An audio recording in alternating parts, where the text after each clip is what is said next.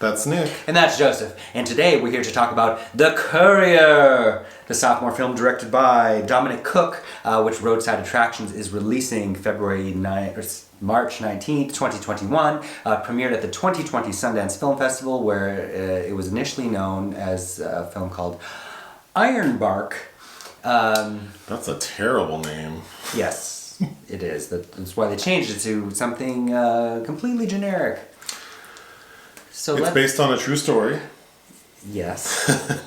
It's about a British... tell me what it's about. Tell me.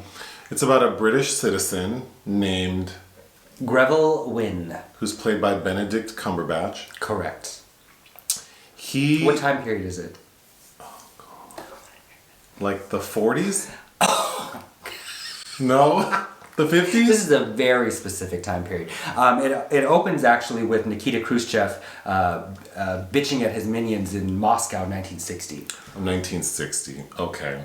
So, Greville Wynne. Greville is like a salesperson, and he gets sort of scouted by some agents from MI6 and the CIA. Mm-hmm.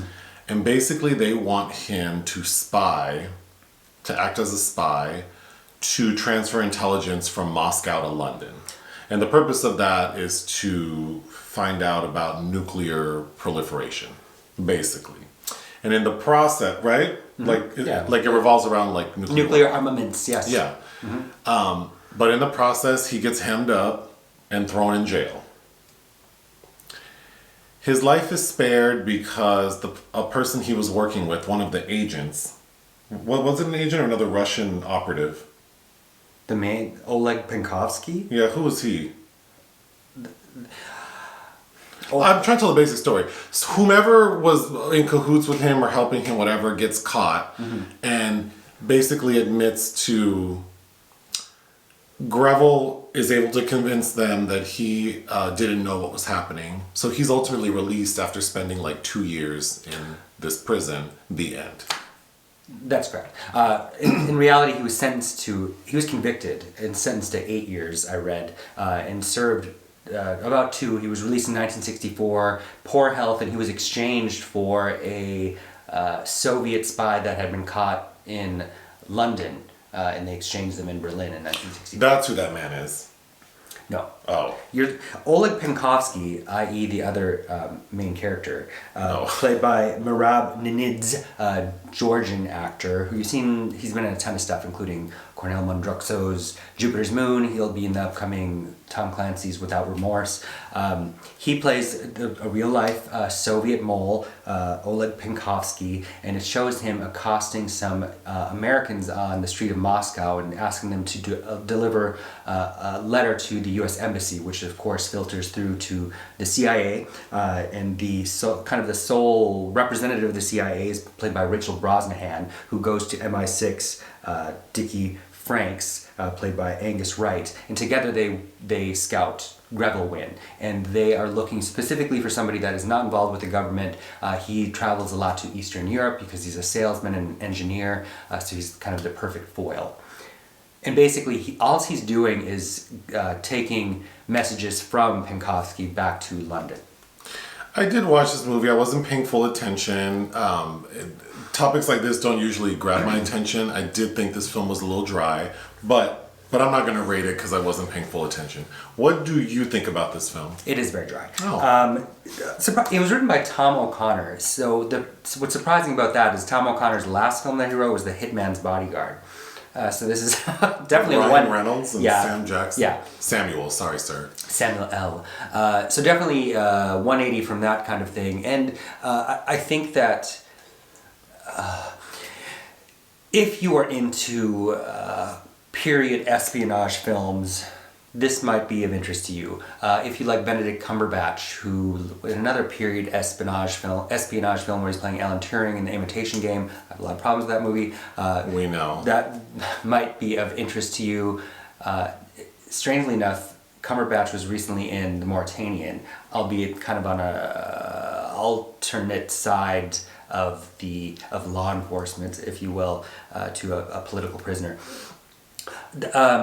That said, if you don't know anything about the Bay of Pigs, the Cuban Missile Crisis, this is not the film to start with. It will leave you it'll be the spy who came in from the cold.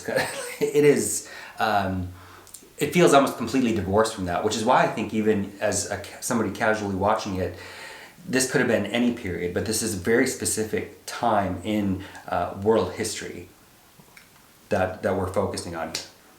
I think Greville Wynne, he's played by Cumberbatch, he's sold to us as kind of this alcoholic who's kind of useless, and he plays him as such. We spend a lot of time with his wife, played by Jessie Buckley, Sheila, who's in a terrible wig, it was giving me Patricia Neal vibes, but that's a detriment to Patricia Neal, who I think was a great actress. But I don't know if that was kind of the vibe they were going for with the period. Rachel Brosnahan, I think, has nothing to do. I think as Oleg Penkovsky, Merab Ninidze really doesn't have anything. There's just nothing that you really gravitate towards in this.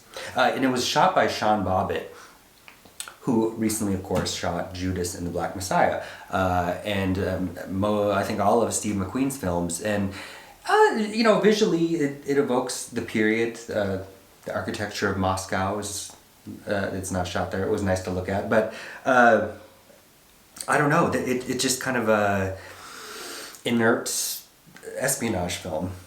All right. And, whenever you say Bay of Pigs or the Cuban Missile Crisis, of course I have to throw in Sigourney Weaver there. There's a 2000 film called Company Man, directed by Douglas McGrath and Peter Askin, which is kind of, that's more Bay of Pigs oriented, but set in Cuba, which is very interesting slapstick comedy. But there is a film called 13 Days where Bruce Greenwood plays JFK, and also starring Kevin Costner, that I think does a much more comprehensive portrait, at least the ambience of the growing paranoia of the time that I think would explode by the 1970s. I don't know. It is a little dull, but at the same time, there's nothing innately wrong with it. Okay, what would you give it? 2.5. Anything else? No. All right, bye. Bye.